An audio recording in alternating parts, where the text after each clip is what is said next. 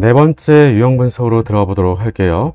네 번째는 마찬가지로 균합 방식이 주어져 있고요. 그리고 평형 상태에서 연력학적인 해석에 관련된 문제 유형입니다. 제가 아까 앞에서 화학 평형 들어갈 때 그 첫 번째 화학 평형 문제 유형에서 일부러 하나 같이 예시로서 좀 소개를 드려 놓기도 했었어요. 그러니까 연력학에 관련된 질문들까지 평형에서 같이 묶어서 물어볼 수 있겠다라고 하는 거고요. 어떤 형태로 질문 주는지 문제 풀면서 대비를 좀 해보도록 할게요. 우리가 온도 T 표준 상태라고 하는 조건에서 화합물 A와 B로부터 C가 만들어지게 되는 열화학 반응식이야 라고 주고 있고요. 이 말은 각각 어떤 의미가 되겠니? 라고 하는 건데요. 실은 각각 1기압과 1기압이 반응해서 C기체 1기압이 만들어지게 될 때 그때가 바로 표준 상태라고 얘기해 주는 거예요. 표준 상태는 전체가 1기압을 얘기하는 건 아니고요. 각각이 1기압이라서 Q값이 1일 때를 가지고 얘기해 준다라고 생각하시면 제일 쉬워요. 그럴 때 델타 G노트 값은 현재 AkJ라고 주어져 있고요. 델타 S노트는 0보다 작다라고 제시를 해주고 있어요. 자, 그리고 그림과는 대기압, 온도 T에서 실린더에 들어있는 A에서 C의 초기 상태를 나타내주고 있다라고 하고 있고요. 그리고 나는 같은 온도에서 반응이 진행돼서 평형에 도달한 상태라고 나타내주고 있습니다. 자, 이 말이 주는 의미가 꽤 중요했겠죠. 왜냐면 각각이 0.3기압, 0.1기압, 0.6기압이라고 하는 것은 표준 상태는 아니에요. 그래서 위에다가 표준 상태라는 말은 어디에도 없죠. 그림에 대한 설명은 그냥 초기 상태라고 제시를 보여주고 있는 거고요.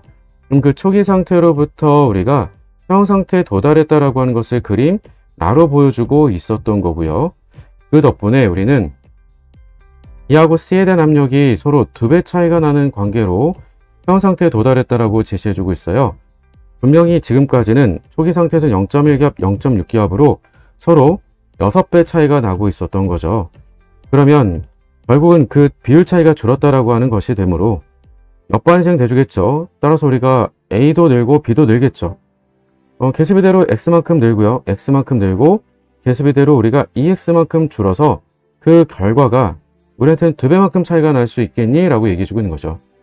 특히나 이렇게 압력에 대해서 바로 몰수비를 대입해서 쓸 수 있는 이유 중에 하나는 델타 NG 값이 0이 되기 때문에 그래요. 따라서 입자수 변화가 없는 반응이기 때문에 정반응 가든 역반응 가든 그림에서 같이 보는 바와 대로 우리한테는 P선의 그 위치가 양쪽이 서로 완전히 동일한 걸 볼 수가 있어요. 따라서 우리가 그 덕분에 평형 이동이 일어나더라도 델타 V는 0이다 라고 하는 것으로 얘기할 수 있기 때문에 입자수 변화를 그대로 압력의 변화로 연결해 줄 수가 있겠고요. 그 말은 즉 우리가 2배 차이가 난다라고 하는 것은 B가 0.2기압에 도달하게 되면 그러면 C는 그에 대해서 2배가 줄기 때문에 0.2기압이 줄어서 0.4기압에 도달했다라고 말해줄 수 있겠고요. 물론 당연히 A에 대한 압력도 0.4기압에 도달했다라고 말해줄 수 있겠죠.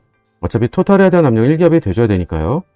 그보다 우리한테 더 유의미하게 되는 것은 다음같이 평형 상태에 대한 압력들을 다 찾아줬으니까 평형상수를 계산해 줄 수 있어야 되겠죠. 평형상수 계산이다 라고 하게 되면 반응물인 A 0.4기압, B 0.2기압분의 C 0.4기압의 제곱이에요. 따라서 그 값은 0.4 위아래 하나씩 지워지면 0.2분의 0.4가 되기 때문에 평형상수 2가 되어주겠죠.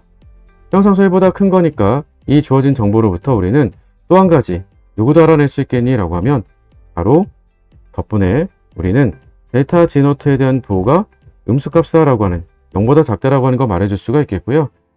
자, 그럼 아예 음수라고 써놓도록 할까요? 자, 그럼 이 주어진 정보로부터 우리는 델타 G노트에 대한 부호가 음수값인 것 알아낼 수가 있었고 이미 제시가 되어 있던 정보 가운데서는 똑같이 음수값으로 있었던 게 바로 델타 S노트였어요. 그러니까 둘 다 음수값이라고 얘기를 했었기 때문에 그럼 나머지 하나가 돼주는 누구마저도 음수값이 되겠니? 라고 하면 바로 델타 H노트입니다. 델타 H노트도 마찬가지로 음수값으로 말해줄 수 있겠다라고 하는 거예요. 자, 이 내용에 관련된 것들을 어떻게 묻고 있는지 확인해 보도록 할게요. 역반선 X는 0.3보다 작다라고 했는데 말이 안 되겠죠? 역반응 가기 때문에 무조건 증가해요. 델타 H노트에 해당되는 A값은 0보다 작다라고 하는 말은 맞는 말이었었고요.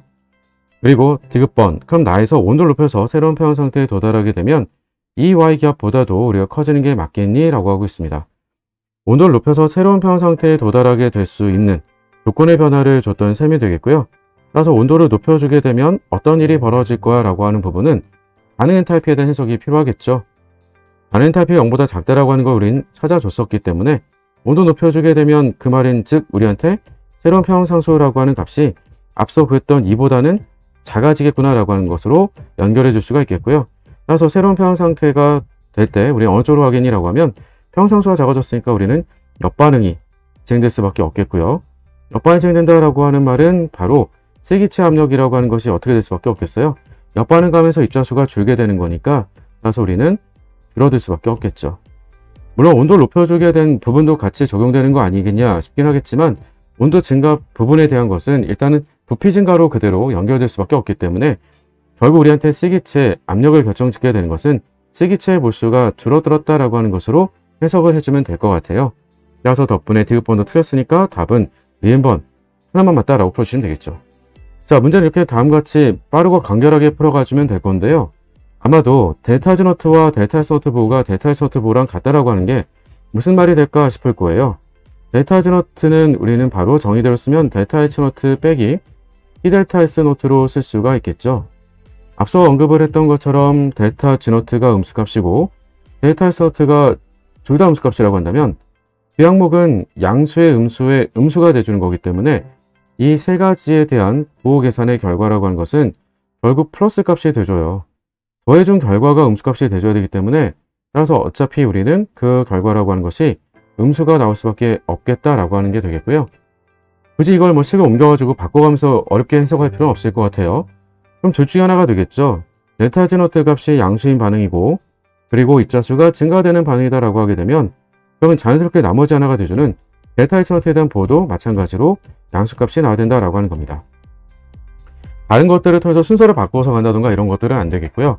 지금처럼 델타 G노트와 델타 S노트 보호가 같으면 그럼 나머지 하나도 같다. 이렇게 연결해 주시면 더 좋을 것 같아요.